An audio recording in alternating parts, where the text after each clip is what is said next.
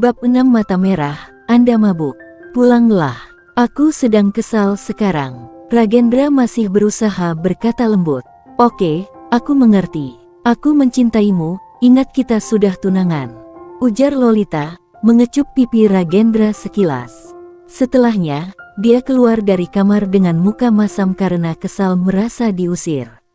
Brang, Ragendra membanting vas yang ada di atas meja ruang tamu. Dia tiba-tiba saja merasa sangat kesal, tak tahu kenapa. Tapi, hati kecilnya tahu apa alasannya. Dia meremas kepalanya dengan kuat, sampai rambutnya awut-awutan tak karuan. Sementara itu, Kirana pulang dengan naik angkot setelah berjalan agak jauh dari area perumahan tempat tinggal Ragendra, yang memang perumahan elit dan tidak langsung terjangkau mobil angkutan umum. Hanya mobil pribadi yang bisa lalu lalang di sana. Di dalam angkot, Kirana menatap lurus ke arah jalanan lewat kaca jendela mobil. Lalu, mengeluarkan ponselnya dan memperhatikan wallpaper yang menunjukkan wajah seorang anak kecil laki-laki yang wajahnya sangatlah tampan, bibit dari ayahnya. Dalam wallpaper itu, tampak seorang wanita berwajah manis memeluk dan mencium pipinya. Tiada lain wanita itu adalah Kirana. Putra ganteng ibu, gumamnya. Tiba-tiba matanya berkilauan, ada rasa sedih yang menjalar dalam relung hatinya. Membayangkan betapa sulitnya selama ini dalam merawat dan membesarkan putranya yang dia beri nama Arsaha Virendra yang mengandung makna seorang pria yang dermawan, tangguh dan penuh kasih. Pak, saya turun di sini. Teriak Kirana, hampir saja terlewat. Akibat terlalu banyak melamun.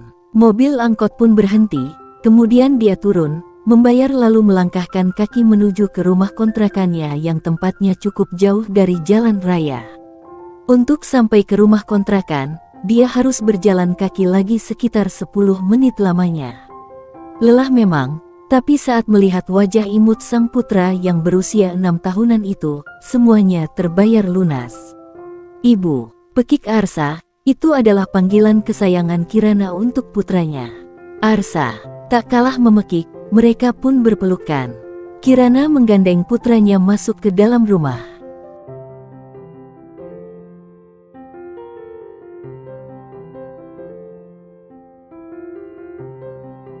Pulangnya masih siang Neng? Tanya Surti, seorang tetangga yang mengasuh Arsa selama ini, jika Kirana bekerja. Iya, entahlah besok, mungkin karena sekarang masih hari pertama kerja, jawab Kirana diiringi senyuman. Ibu mau makan? Tanya Arsa dengan ceria. Kirana mengangguk. Iya lapar banget nih, ujarnya sambil memegangi perut. Arsa ambilin ya. Dengan sigap, Arsa pergi ke dapur dan mengambil makanan di meja makan untuk ibunya. Mulai dari memasukkan nasi ke dalam piring, dan sepotong ayam goreng yang tadi dimasak Bisurti. Bisurti memang tinggal di dekat rumah Kirana, dan sudah menganggap Kirana anaknya sendiri. Dia sudah membantu mengasuh Arsa sejak dari baru lahir. Bahkan, dia juga yang menemani Kirana selama kehamilannya dulu. Makasih ya Arsa sayang, ucap Kirana dengan mata berkaca-kaca. Dia selalu sedih saat melihat wajah putranya itu. Arsa pun menemani Kirana sampai habis makannya. Kirana menemani Arsa bermain sebentar, sebelum akhirnya dia main dengan temannya di teras. Neng Kiran kenapa? Tanya Bisurti yang memang senang memanggil dengan sebutan Neng. Nggak ada Bi, sahutnya berusaha menutupi. Jangan bohong, Bibi bisa melihat kesedihan Neng, ujar Bisurti yang memang peka dan sudah memahami Kirana sejak dulu. Kirana memeluk Bisurti. Terima kasih sudah menjadi ibu keduaku. Ibu memintaku pulang kampung Bi, ucap Kirana dengan sedih. Ya pulang saja. Apalagi sudah lama tidak pernah pulang kampung kan? Tutur Bisurti. Kirana menegakkan tubuh. Arsa bagaimana? Aku tak bisa membawanya saat sekarang ini, tampak raut gelisah dari Kirana. Bisurti yang sudah mengetahui seluk-beluk kehidupan Kirana pun terdiam. Kirana meremas kepalanya pelan. Mungkin sudah saatnya keluarga Neng di kampung tahu, ujar Bisurti yang membuat Kirana menggelengkan kepala. Aku nggak bisa mempertaruhkan masa depan Arsa, ucap Kirana dengan tegas. Ya sudah, mending mandi dulu biar segar. Bukankah hari ini akan ada tamu penting? Bisurti tersenyum menggoda. Kirana mengerutkan dahi. Tamu penting siapa Bi? Dahinya berkerut tanda bingung. Ish, pura-pura iya. Bisurti geleng-geleng kepala.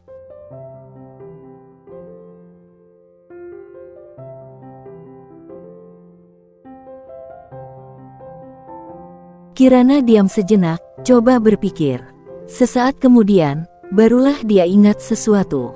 Oh, maksud Bibi Kak Dimas. Iya sih, tadi aku nyuruh nunggu di sini.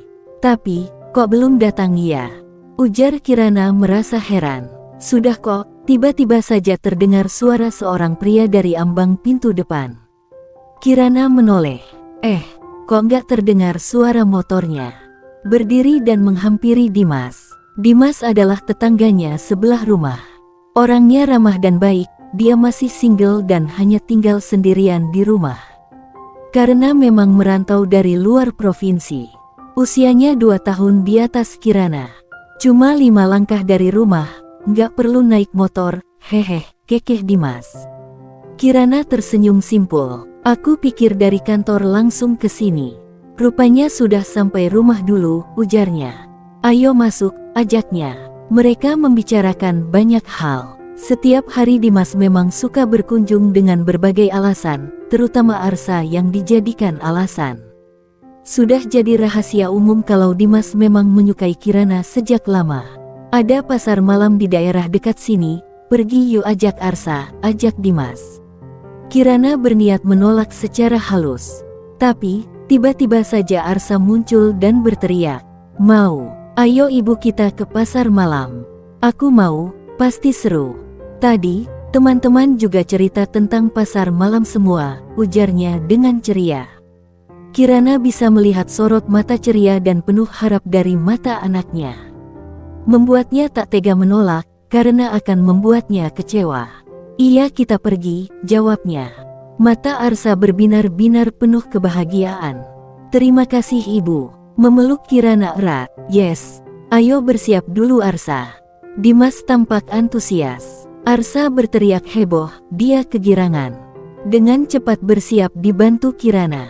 Setelah mengurus Arsa barulah Kirana mandi dan bersiap. Beberapa waktu kemudian, Kirana sudah siap.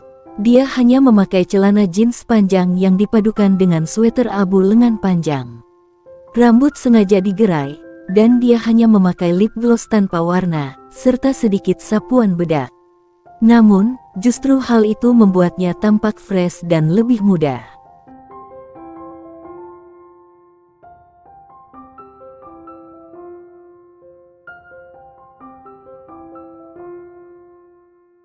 Ya ampun, ibunya Arsa cantik banget, puji Dimas. Kirana tersipu malu. Bisa aja, tapi memang aku ini cantik loh, kekehnya. Dimas dan Arsa tertawa. Ibunya aku memang gak ada lawan. Teriak Arsa sambil lari menuju Kirana dan memeluknya. Bisurti tersenyum melihat mereka. Terlihat seperti keluarga bahagia dan sempurna. Mereka pun berangkat menuju pasar malam. Kirana tak lupa menitipkan kunci kepada Bisurti. Rumah Bisurti hanya beberapa rumah saja dari tempat tinggalnya. Di pasar malam, mereka begitu tampak bahagia. Menaiki berbagai wahana yang ada, juga membeli beberapa jajanan khas pasar malam. Arsa yang memang sudah dekat dengan Dimas, tak merasa canggung. Layaknya seorang anak terhadap ayahnya, tak segan untuk mengobrol, bercanda, minta ditemani naik wahana yang menurutnya menakutkan. Karena, ibunya mana mau. Kirana kan penakut. Mereka pulang larut malam. Jam 5 pagi, telepon Kirana berdering. Kring-kring. Dengan malas, Kirana membuka mata. Hah, kesiangan, pekiknya. Apalagi, saat melihat nama pemanggil adalah Tuan Bos. Asli jantungnya berdegup kencang, takut dimarahi. "Tuan, kenapa Anda menelepon?" tanya Kirana. Hening, tak ada jawaban dari balik telepon. Tapi, masih tersambung. "Tuan." Kirana merasa kesal. Dia mau mandi sudah kesiangan. Malah bosnya diam saja, sungguh menjengkelkan. Kenapa diam saja? Sekarang sudah bercampur nada jengkel dari cara Kirana berbicara. Kenapa belum datang? Bukankah seharusnya kamu sudah ada di sini jam 5 pagi untuk mengurusku? Sekalinya bicara, langsung memberondong. Kirana mengembuskan napas kesal, kok jam kerja sepagi ini sih? Tapi, seimbang sih dengan gajinya, nggak jadi deh. Kirana marah.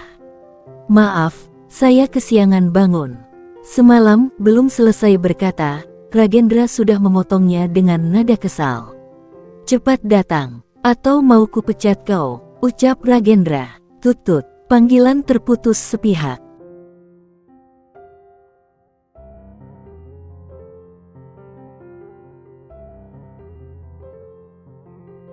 Kirana tertegun dengan raut syok. Kenapa dia? Kenapa sepertinya sangat kesal begitu? Alamat bakal menderita untuk kerjaan hari ini, soalnya bosnya sudah terdengar uring-uringan sepagi ini. Karena tak mau tambah pusing, dengan cepat Kirana membersihkan diri dan bersiap.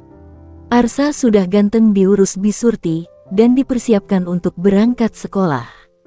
Dia memang sudah masuk SD.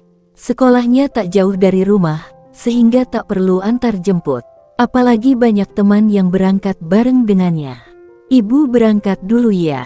Arsa baik-baik di rumah sama nenek sampai ibu pulang. Oke, ucap Kirana. Arsa memang memanggil Bisurti dengan nenek. Iya bu, ibu semangat ya, ucap Arsa sambil memeluk ibunya.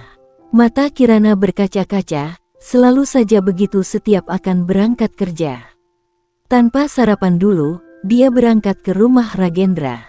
Sesampainya di sana disuguhkan dengan muka jutek beberapa pelayan rumah. Masih baru sudah kesiangan aja. Tuan sudah mengamuk dari tadi, ujar seorang pelayan dengan nada kesal. Kirana tersenyum yang dia paksakan. Maaf, lain kali tidak akan terlambat lagi, lalu segera menuju kamar Ragendra. Tok-tok, dia mengetuk pintu. Kiran, kamukah itu? Suara Ragendra terdengar serak. Iya, sahut Kirana. Masuk saja, suaranya melembut. Kirana segera memutar handle pintu, lalu masuk, tak lupa kembali menutup pintunya. Kirana terkejut melihat seisi kamar yang berantakan. Bantal, guling berserakan di lantai. Selimut pun pada jatuh, ada gelas tergeletak meski tak pecah, namun lantai basah, mungkin tumpah dari dalam gelas. Dia mengembuskan napas kasar, Tuan marah-marah. Apa karena saya datang terlambat?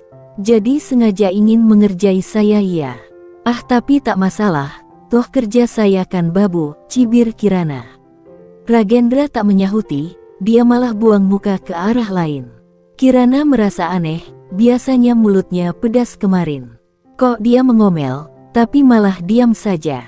Kirana membiarkan dulu yang berantakan, dan memilih menghampiri Ragendra.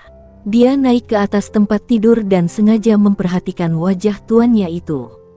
Mata Anda merah, apa Anda habis mabuk semalam? Tanya Kirana. Ragendra balas menatapnya, kalau iya kenapa? Sahutnya jengkel. Tidak boleh. Itu tidak sehat, ujar Kirana. Saya sedang banyak pikiran, sahut Ragendra. Kirana mengerutkan dahi, lalu tertawa renyah sesaat kemudian. Orang kaya seperti Anda memikirkan apa sih? Kecuali kalau uangnya hasil korupsi kayak para koruptor negara sebelah yang mencapai ratusan triliun itu. Barulah Anda wajib banyak pikiran. Kirana, bentak Ragendra. Kirana langsung terdiam dan menatap intens Ragendra yang menatapnya dengan tatapan yang membuat nyalinya ciut.